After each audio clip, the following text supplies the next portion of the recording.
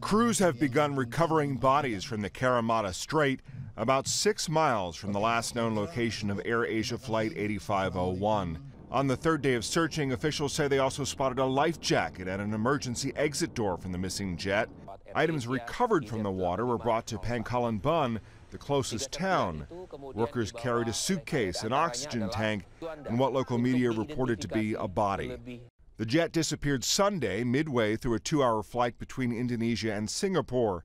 162 people were on board. The confirmation that the wreckage and bodies from the flight had been found sent emotional shockwaves to the relatives of the passengers, who have endured an agonizing wait for information.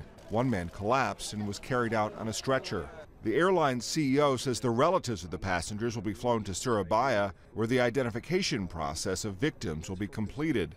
Searchers say they've seen additional wreckage in relatively shallow waters, less than 100 feet down.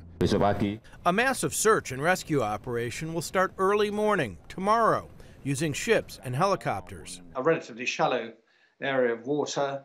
Obviously, they know where it went down, and indeed, as you rightly said, they're recovering wreckage now. So the task is clearly going to be accomplished, I suspect, relatively quickly. They have not yet recovered the plane's so-called black boxes, which would provide valuable information about why the jet went down in stormy weather. The U.S. is sending a destroyer, joining other nations in the international search and recovery effort.